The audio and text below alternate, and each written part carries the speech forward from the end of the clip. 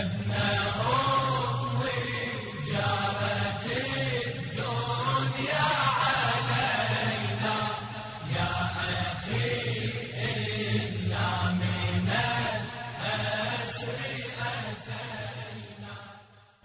بالله من الشيطان اللعين الرجيم بسم الله الرحمن الرحيم السلام عليكم ورحمة الله وبركاته. આપણા મૌલાએ કાયનાત અમીરુલ મુઅમિનીન અલી ઇબ્ન અબી તાલિબ અલૈહિસ્સલાતુ વસ્સલામ ફરમાવે છે, નહજુલ બલાગાની હદીસ નંબર 49 અને પાનું નંબર 706, અલ અશરાર યત્તબિઉના મસાવિયા નાસી وَيَتْرُكُونَ مَحَاسِنَهُمْ كَمَا تَتَّبِعُ الذُّبَابُ مَوَاضِعَ الْفَاسِدَةِ. બહુ જ વિચારવા જેવી હદીસ છે. મૌલાએ કાયનાત ફરમાવે છે કે અશરાર લોકો, ખરાબ લોકો, શરવાળા, એ લોકોની ક્વોલિટી, એ લોકોની પહેચાન શું છે?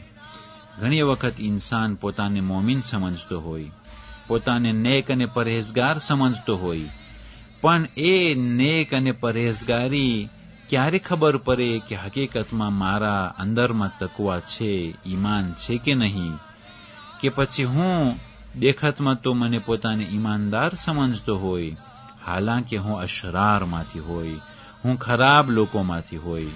અઝીઝાને મોહતરમ, એ ઈમાનને પહેચાનવાની જે ચીજો છે એમાંથી એક વસ્તુ આ છે કે અલ અશરાર, ખરાબ લોકો શું કરતા હોય છે? એ લોકોની પહેચાન યત્તબિઉના મસાવિયા નાસ, માણસોની ખરાબી જ ને લોકો ગોતતા હોય. ખરાબ લોકો માણસોના આઈબોને જ ગોતતા હોય. એ લોકો અમને આયબ સિવાય બીજું કાંઈ ના દેખાતું હોય.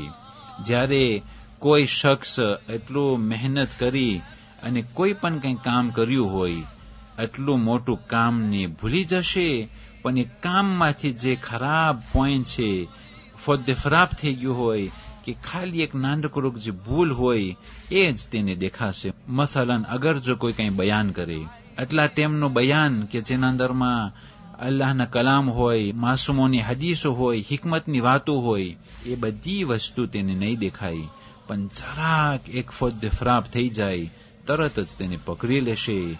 બલકે એવું પણ નહીં કે બોલનાર પાસે જઈ અને તેના કાનમાં કહે, તારાથી આ એક બોલાઈ ગયું છે તો આના ઉપર વિચાર કરવાની કોશિશ કરજે, પણ તે બોલને પકડી અને ચારેકોર ફેલાવશે.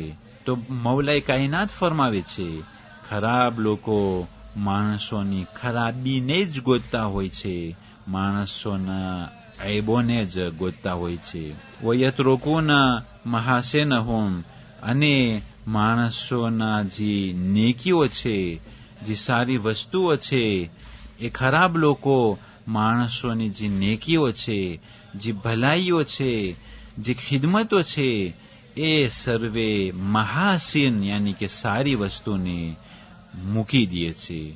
કમા તત્તબિઉ ઝુબાબ, આનો મિસાલ મૌલાએ કાયનાતે કહ્યું, જે પ્રમાણે માખી જ્યારે આવે છે ત્યારે તે ખરાબ વસ્તુ ઉપર જ જાય છે અને ત્યાં ગોતતી ગોતતી ખરાબ વસ્તુ ઉપર જઈને બેસે છે. અઝીઝાને મોહતરમ, અગર જો ઈમાન ખપતું હોય તો સર્વે પોતાના નફ્સ અને પારખી લઈએ કે શું મારું નફ્સ કઈ બાજુ જઈ રહ્યું છે. શું મારું નફ્સ એ માણસોના આયબો જ ગોતે છે?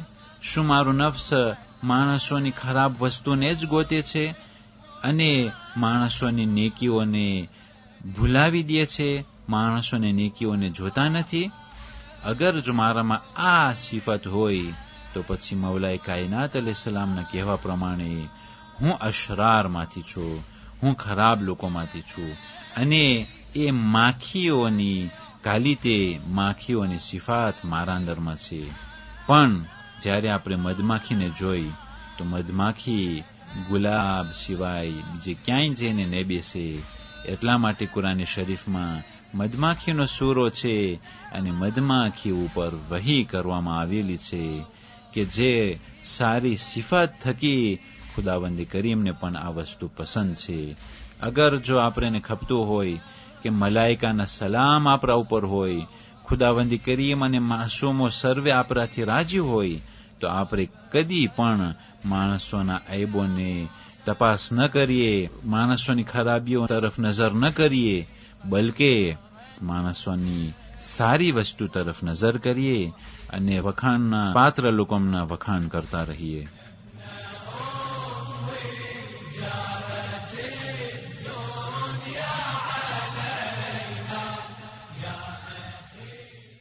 બાવીસ રબીઉલ આખર 1019 હિજરી સનમાં આપણા મહાન અને મશહૂર આલિમે દીન મુજતહિદ મોહમ્મદ મોહસિન ફૈઝ કાશાની વફાત પામેલા છે. એ મરહૂમ ફૈઝ કાશાની સાહેબ ઇમામે ઝમાન અલૈહિસ્સલામની દિલની ઠંડક હતા. 22 રબીઉલ આખર આજની તારીખોમાં એક આલિમે બુઝુર્ગ મોહમ્મદ તકીએ રાઝી કે જે 1262 હિજરી સનમાં તેની વિલાદતનો દિવસ છે.